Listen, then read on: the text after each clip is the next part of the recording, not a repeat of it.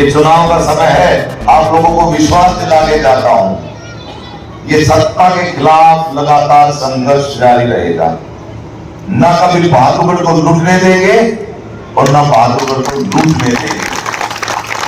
तरसना नहीं चाहते, 5 साल तक हम तड़पना नहीं चाहते, 5 साल तक हम अपना भविष्य अपने आप लिखेंगे और चश्मे के चुनाव चिन्ह का वोट का बटन दबाकर हम शीला नभे सिंह राठी जी को न केवल यहाँ की विधायक बनाएंगे बल्कि उस आम आदमी को सुखी करने का काम करेगा जो करेंगे जो लोग आज के दिन दुखी हैं।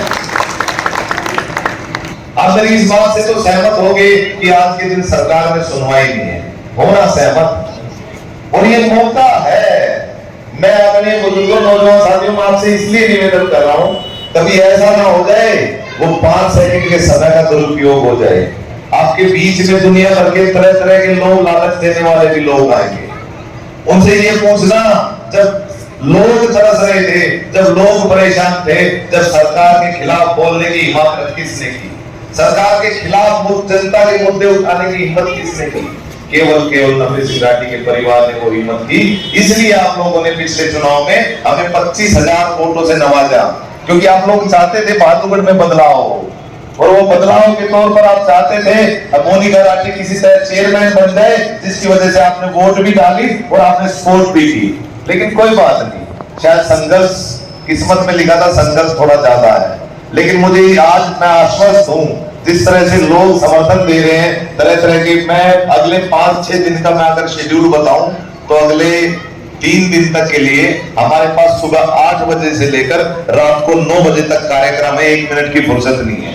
वो प्यार है आपका, वो समर्थन है आपका, जो आप लोगों के विश्वास से ये चुनाव हम जीतने जा रहे हैं। और आप यकीन मानना, मेरे बुजुर्ग बैठे, मेरी माताएं बहनें बैठी हैं, न केवल हम जनता की भलाई का काम करेंगे बल्कि लगातार आप लोगों की सहभागिता से हम बहादुरगढ़ को आगे बढ़ाने का काम करेंगे। जो बहादुरगढ़ के नेता हैं वो लगातार अपने लिए संघर्ष करते हैं, लेकिन हमारी सोच है हम इस जनता के लिए संघर्ष करें और जनता के लिए काम करें। आपने मेरी बात सुनी, आपका बहुत बहुत धन्यवाद।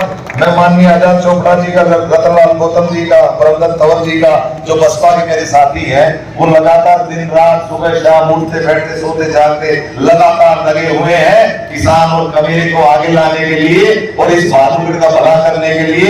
न केवल उनका बल्कि मैं आप जैसे जितने मेरे आदरणीय बुजुर्ग हैं, नौजवान साथी हैं, मेरी माताएं बहनें हैं, लगातार आप भी, आपके पैरों में छाले मैंने देखे हैं और उन छालों में हुए घाव देखे हैं, लेकिन आप थक भी नहीं रहे, आप रुक भी नहीं रहे, क्योंकि आपकी सोच है इस बहादुरगढ़ की तकदीर और तस्वीर बदलना चाहते हो, और इसके लिए आप सभी बधाई के पात्र हैं। आपने मेरी बात सुनी, आपका बहुत बहुत धन्यवाद। और आज याद आते हैं आदरणीय नभे सिंह राठी जी, क्योंकि उनकी सोच की वजह से लगातार हम आप लोगों के बीच में संघर्षरत भी है। वरना एक समय ऐसा आया था, हम घर से बाहर निकलने के लिए भी आप लोगों का सहारा लेना पड़ता है, और आप लोगों ही है जिनकी वजह से आज हम आपके बीच में हैं। तो आप यकीन मानना, जिनके साथ इतना बड़ा गलत काम हो रखा है वो किसी और के साथ गलत काम नहीं कर सकते। हमारे घर की छत छीन ली इन लोगों ने, कातिलों ने। हमने क्या कसूर था हमारा? दुख होता है कि क्या राजनीति का स्तर इतना गिर गया कि एक नेता की हत्या कर दी जाती है और हत्या करने के बाद कातिल नहीं पकड़े जाते। अगर सरकार की नीयत हो तो 24 से 48 घंटे का समय लगे, 72 घंटे की जरूरत नहीं है, क्योंकि ये चोर और डकैत हैं, ये भ्रष्टाचारी हैं जो लगातार इस बहादुरगढ़ को लूटने के लिए लगातार कोशिश कर रहे हैं। लेकिन मैं आप लोगों को आश्वस्त करना चाहता हूँ, ये चुनाव का समय है, आप लोगों को विश्वास दिला के जाता हूं, ये सत्ता के खिलाफ लगातार संघर्ष जारी रहेगा। न कभी बहादुरगढ़ को लूटने देंगे और न बहादुरगढ़ को लूटने देंगे। आपने मेरी बात सुनी, बहुत बहुत धन्यवाद। स्वर्गीय नभे सिंह राठी अमर रहे।